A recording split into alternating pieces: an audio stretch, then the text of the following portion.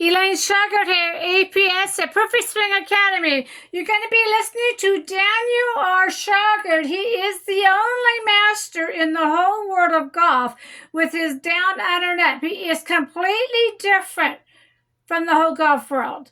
If you want to learn something brand new in the golf world, you came to the right place. We're going to teach you something completely different, so you need to take your time. Right now, you hit that golf ball in front of the body. We're going to teach you how to hit that golf ball to the right side of the hip. Right now, you keep your feet flat on the ground. We're going to teach you to use those heels up and down. Right now, you keep two legs straight or two legs bent. We're going to teach you one leg straight, one leg bent, back and forth. We're going to teach you a completely way of hitting the golf ball. Once you learn this swing, no more slices or fades.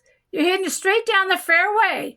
Listen to Daniel R. Shugart. He's going to explain how you're damaging your back with your swing. Here's Daniel, the master.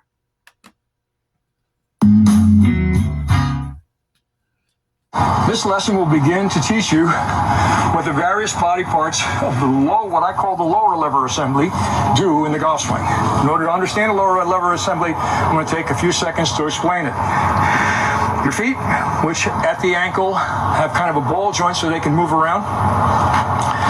Your shin bone, your knee, which moves back and forth. Your upper leg bone, your hips, your spine, and attached to it, your rib cage. Your shoulder blades are not attached to the rib cage. They are held in place by the collarbones in the front and muscles and ligaments in the back so they can slide around on the rib cage. Now, one of the biggest mistakes people make in the golf swing is they try to turn the rib cage without turning the hips. All that does is put compression on your spine, and sooner or later you're going to do some serious damage. Your orthopedic specialist is going to love that. You'll be in pain and you won't be able to play golf. Probably need an operation, so I strongly tell you not to do that.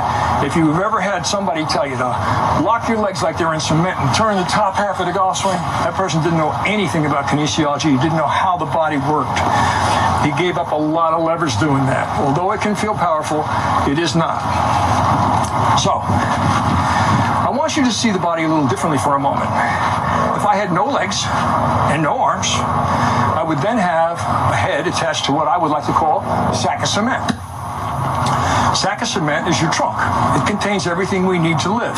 It contains our lungs, our digestive system. All of our systems are contained within this. The rib cage and the spine pretty much don't like to turn against each other. Each vertebrae in your back has only about 1 degree of movement. So we don't want to try to hold this and turn because we're trying to turn the vertebrae on what they're supposed to turn. And if you try to hold the lower half of a sack of cement still and you turn the top half, you'd rip the bag. Many people's concept is to try and hold the spine angle and kind of turn the shoulders around that spine angle. And I want you to notice what's going on with the lower half of my body when I do that. If I'm able to keep my head still, then you see my hips begin to rotate the opposite way over there. Now, I kind of have my weight on my right foot, but I'm really not using my body leverage anywhere near as well as I could. Conversely, keeping the spine still, if I try to turn, my head will then go over my foot. So I have a choice. I can either let the bottom half of the spine move, which when I'm trying to do this and my hips go that way, my spine is actually moving the bottom of it toward where I'm trying to hit the balls. It tilts my shoulders down as I'm trying to turn, holding this point still and letting the bottom half go around that way. I'm not really getting a reverse weight shift. My weight is on my right foot. But I want you to understand that from here, I'm not in a very good, powerful position to go back.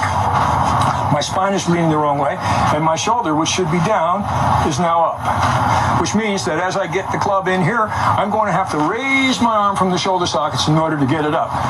So that as I come back to this golf swing and I rotate back, I have to get my arms back down. I have to roll the club face square because inevitably we're rolling it open. I have to roll it close. These are the things we have to get out of your mind and your concept. We don't want to do that. I want you instead to think that you're going to turn the entire sack. You're going to turn the sack in one piece, from the hips to the shoulders. Now there's a codicil to that because there's something else that happens in there. The shoulders will always remain a T to the spine. so that when you turn, there'll be none of this kind of movement. No rock, no shoulder wobble. But your hips, which can be seen as the bottom half of the letter I, the top is the T, the bottom half of the letter I, they will move, they will tilt as we turn.